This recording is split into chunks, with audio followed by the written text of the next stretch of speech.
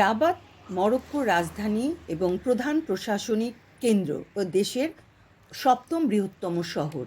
Rabat Atlantic সাগরে বৌরেগ্রেস নদীর মুখে অবস্থিত ইউনেস্কো বিশ্ব ঐতিহ্যবাহী স্থান।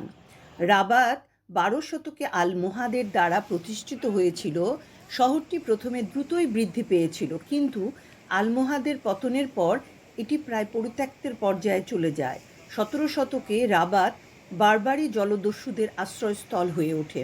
ফরাসিরা যখন 1912 সালে মরক্কোয় উপনিবেশ স্থাপন করে, তখন তারা রাবাতকে এর প্রশাসনিক কেন্দ্র করেন এবং সমুদ্রের পলি সম্পর্কিত সমস্যার জন্য বন্দর হিসেবে রাবাতের ভূমিকা ক্রমে ক্রমে হ্রাস পায়।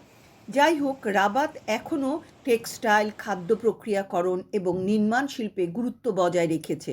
এছাড়াও পর্যটন এবং মরক্কোর সমস্ত বিদেশি দূতাবাসের উপস্থিতিও রাবাতকে দেশের অন্যতম গুরুত্বপূর্ণ শহর হিসেবে গড়ে তুলেছে।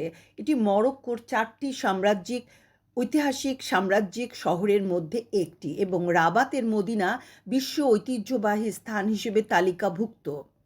খ্রিস্টপূর্ব প্রথম সহস্রাব্দে ফিনিশিয়ানরা বর্তমান মরক্কোর আটলান্টিক উপকূলে বেশ কয়েকটি বাণিজ্য উপনিবেশ প্রতিষ্ঠা করেছিল। খ্রিস্টপূর্ব প্রথম শতাব্দীর দিকে আনুষ্ঠানিকভাবে রোমের সাথে সংযুক্ত হওয়ার আগে পর্যন্ত এটি প্রাচীন বারবার এবং মৌরিতানীয় রাজ্যের অধীনে ছিল। আমি প্রাচীন সিটি কাসবা উদাইয়া এবং আটলান্টিক মহাসাগরের প্রাচীন দুর্গ দেখেছি। আমি একদিনের এক রাত এই জন্য রাবাতে হোস্টেল নিয়েছিলাম, তাই খুব বেশি কিছু দেখতে পারি নাই। এবং আমি এবং আমার ফ্রেন্ড গ্যাব্রিয়েলা আমরা সকালবেলা আমরা ফেস থেকে এসেই রাবাতে আমাদের হোস্টেলে চেক ইন করেই আমরা বের হয়ে যাই এবং প্রথমে আমরা রাবাতের মদিনাতে ঘুরি, তারপরে সেখান থেকে আমরা চলে যাই আটলান্টিকের পাড়ে এবং সেখানে ঘুরে আমরা অপূর্ব সূর্যাস্ত দেখি।